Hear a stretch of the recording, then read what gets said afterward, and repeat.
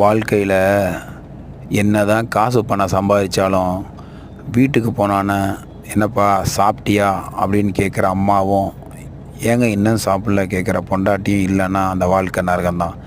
அந்த வாழ்க்கையை தான் தமிழ்நாட்டில் இருக்கிற பாதி இளைஞர்கள் வாழ்ந்துட்டுருக்காங்க. அப்படிப்பட்ட தமிழ்நாட்டிலேயே பெண்களுக்கு பாலியல் வன்கொடுமை, வரதட்சணை கொடுமை, கல்யாணமான புதிலேயே பெண்கள் தற்கொலை செய்து கொள்வது, இதெல்லாம் எதுக்கு நடக்குது, ஏன் நடக்குது, எப்படி நடக்குது? காரணம் ஒன்றுமே இல்லைங்க. ஒரு சில இடத்துல ஆண் தன்னோட ஈகோவை காட்டணுன்னு சில விஷயங்கள் செய்கிறாங்க. இது ரொம்ப தப்பு. நான் ஒரு சில ஆண்களை தான் சொல்கிறேன்.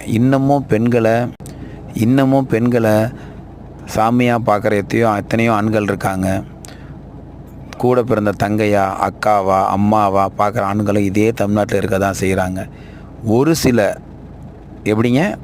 சில பணம் வெறி பிடித்த ஆண்கள் உள்ள அந்த சமூகத்தை நாம் வேறு இருத்தால் தான் நம்முடைய பெண் குழந்தைகள் கண்டிப்பாக வருங்காலத்தில் அமைதியாகவும் நல்ல நிலையான வாழ்க்கையை அமைச்சுக்க முடியும். அதனால் உங்களுக்கு ஆண் குழந்தைகள் இருந்தால் இப்பயே சொல்லி வளருங்க.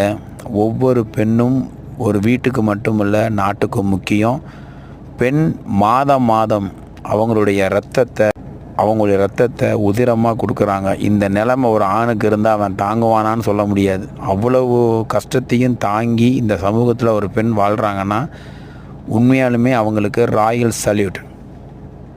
வாழ்த்துக்கள் மகளிர்களே, வாழ்த்துக்கள்.